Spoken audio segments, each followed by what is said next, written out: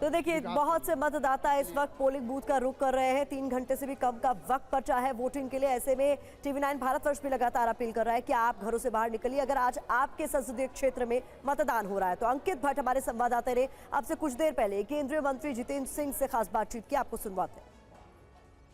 केंद्रीय मंत्री डॉक्टर जितेंद्र सिंह अपना वोट कास्ट करके आए। सर, आप लाइन में रहे, हमने देखा कि किस तरीके से टर्नआउट हो रहा है, क्या कहेंगे सर? नहीं, मुझे लगता है कि इतना अद्भुत उत्साह है और यही एक शिनाख्त है, प्रतीक है सफल लोकतंत्र की, और इसीलिए तो इसे महापर्व कहा जाता है लोकतंत्र का।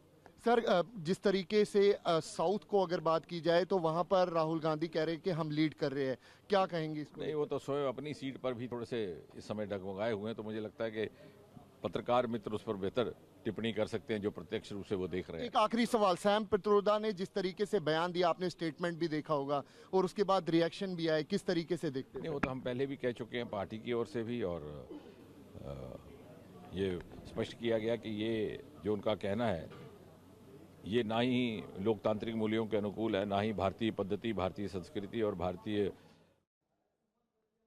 और आइए रुक कर लेते हैं हमारे संवाददाता कुमार विक्रांत का। त्रिवेंद्रम से हमारे साथ सीधे जुड़ रहे हैं। कुमार, वहां पर तो 2 हैवी वेट्स के बीच मुकाबला है, किस तरीके की टक्कर आपको ग्राउंड पर नजर आ रही?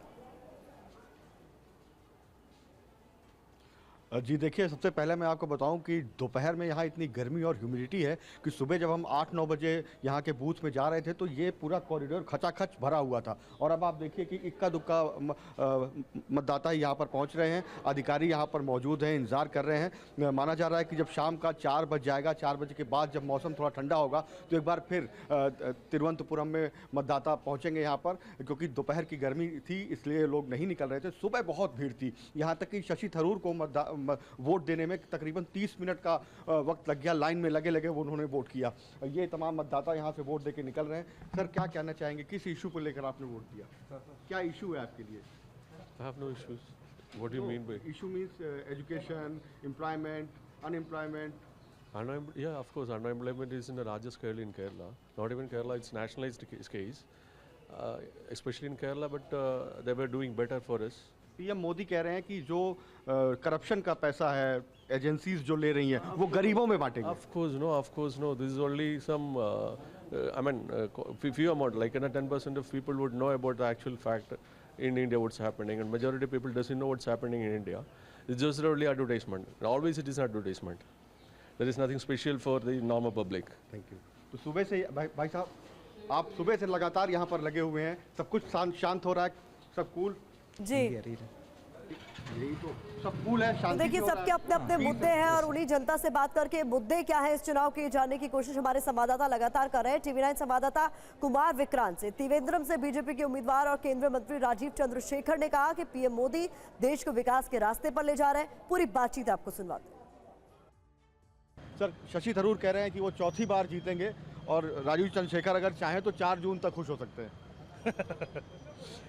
ठीक है, उनको कहने दीजिए। 15 साल 3 बार लोगों ने मौका उनको दिया है और उन्होंने कुछ काम नहीं किया है, और वो सोचते हैं कि उनका जो अपीजमेंट के राजनीति और जो लोगों को डराने वाले वो राजनीति करते हैं कांग्रेस, उससे वो एक और बार जीतेंगे। नहीं हो सकता। ये लोग पहचान चुके हैं कि कांग्रेस और एलडीएफ दोनों मिलकर भी, इंडिया अलायंस में अगर मिलजुल कर भी, उनके लोगों के जीवन में जो इतने सारे कठिनाइयां हैं, उनके इतने सारे मुश्किलें हैं, वो 15 साल नहीं उनको सुलझा पाए। अभी क्या करेंगे? तो लोग पहचान गए हैं। और ये एक बहुत, मैं मानता हूँ तिरुवनंतपुरम की हिस्ट्री में बहुत ही अहम चुनाव होगा, जहाँ पर चेंज, यानी कि हिंदी में क्या कहते हैं, बदलाव होगा। और मुझे पूरा यकीन है कि लोग बदलाव चाहते हैं, चेंज चाहते हैं, और वो उनको चेंज, जब वो चाहते हैं बदलाव और चेंज, उनको बदलाव और चेंज मिलेगा। तो शशि थरूर से इनका मुकाबला, और क्या कह रहे थे आपने सुना। और इस बीच आपको लिए चलते हैं मथुरा, वहां पर किस तरीके का मुकाबला देखने को मिल रहा है बताने के लिए शिवांग माथुर हमारे साथ जुड़ गया। और क्या मुद्दे मथुरा के लोगों के इस बार के चुनाव में?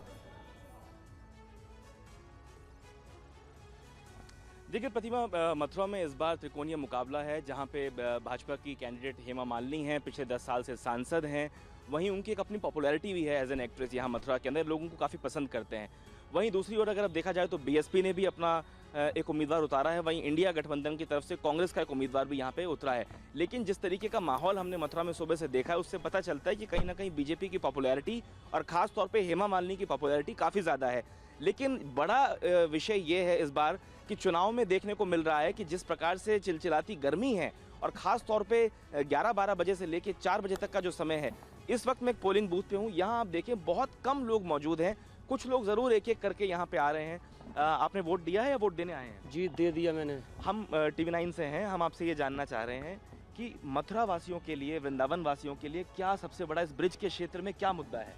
सबसे बड़ा मुद्दा तो ये है कि गली गली में ये खरंजा उखड़े पड़े हैं, इनको कोई संभालने वाला नहीं है। क्या चीज़ उखड़े हुए हैं?